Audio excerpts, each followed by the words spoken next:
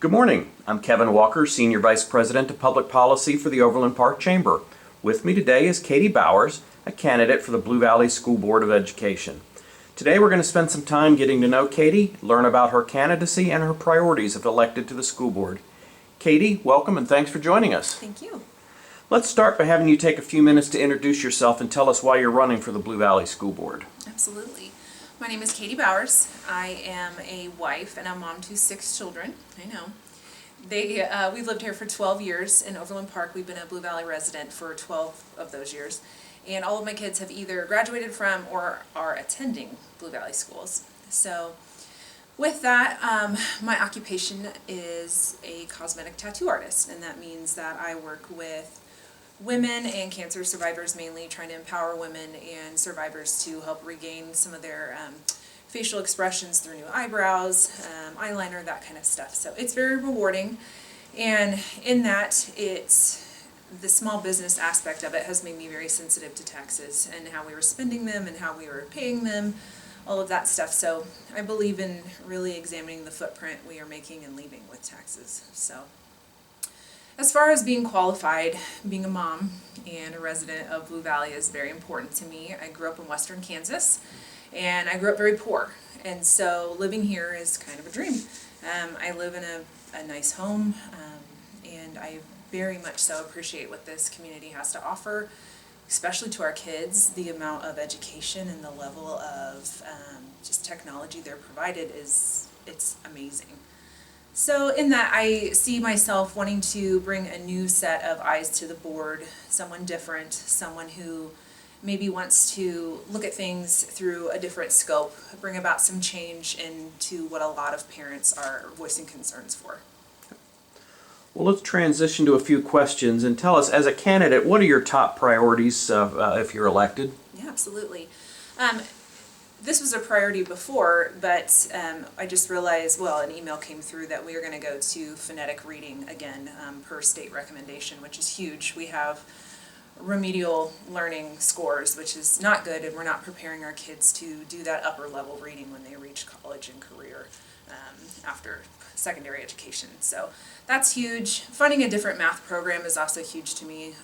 It's going to take a little bit of work to get away from Common Core math, but I think that we could do it and find something that's really going to suit our kids better. I'd like to bring a lot of transparency and open, honest integrity to the board, which I think is lacking right now. And I want to stay away from anything other than education in our schools. I believe we send our kids to school to be educated, and that's reading, writing, science, everything that you want your child to learn to be successful later on when they seek out their career. Let's talk about funding for a minute. The state Supreme Court ruled that K through 12 education funding is both equitable and adequate. However, they retain jurisdiction over the case to assure that that funding is maintained. What are your thoughts on the formula and the additional funding that was added? I believe that we are receiving probably the most per child in the state as in funding. And I think that we need to take a deeper look into where our dollars are going.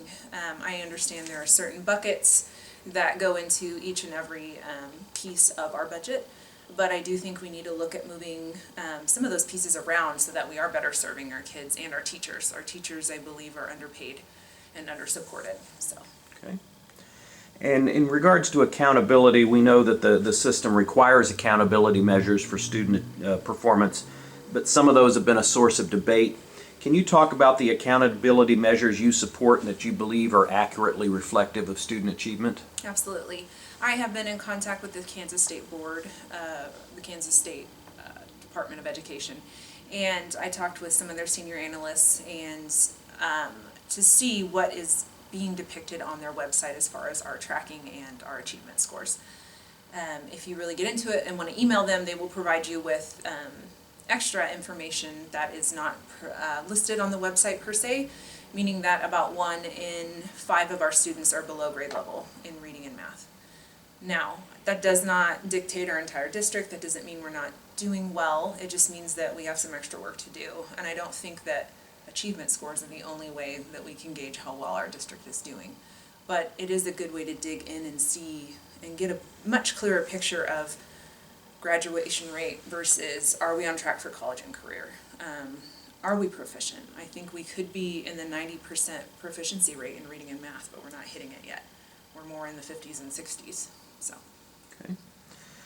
It's no surprise or no secret that Kansas is experiencing low unemployment rates and employers are struggling to find qualified workers, especially in our technical and skilled trades. How do you see the school district helping to meet the business community's workforce needs? Absolutely. I'm a two-time tradeswoman here. I have a cosmetology degree or license and a tattoo license. So I believe very heavily in the after college, if you don't want to do college, if you decide that you'd rather go into the trades, I think that's amazing.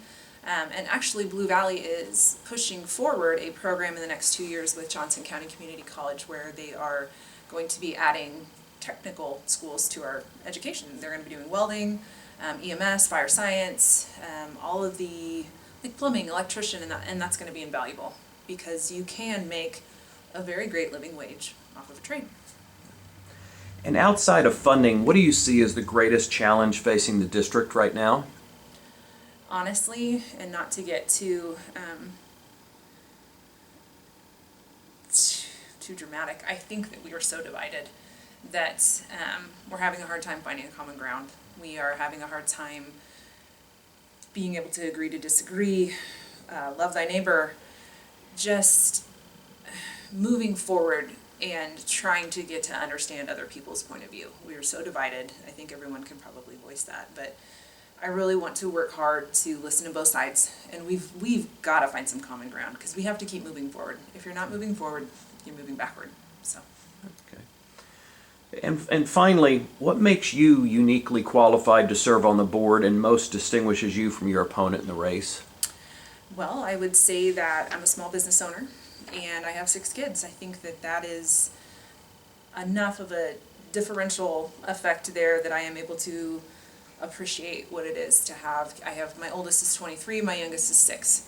So I'm going to be in this district for a very long time, and I have been there already. But I just think I'm a different set of eyes. I've lived quite a different life than most people here, and I feel like that gives me the ability to look at all students and not just the ones that are high achieving. I want to look at the kids that are underserved or aren't getting the attention that they need. You know, I grew up very poor in western Kansas, and we do still have a low income population in Blue Valley, and I do think that I am not status quo, and I'm not going to just live high up in my mansion, and I hope that we can really dig in and help these kids that are not being afforded what everyone else is. So. Well, Katy, I want to thank you for spending a little bit of time with us today, and before we close, I want to give you a couple minutes to offer any final thoughts if you'd like.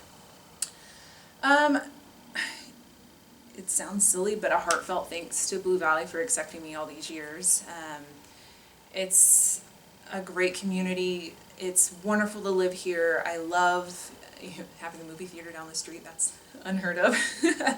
No, but really, my kids are lucky to be here. I am lucky to be here. We are blessed to be a part of this community, and I'm very excited to see where we can go. Wonderful. Well, let me remind everyone that advance voting by mail begins on Wednesday, October 13th. Advance voting in person begins on Saturday, October 23rd. And of course, Election Day is Tuesday, November 2nd.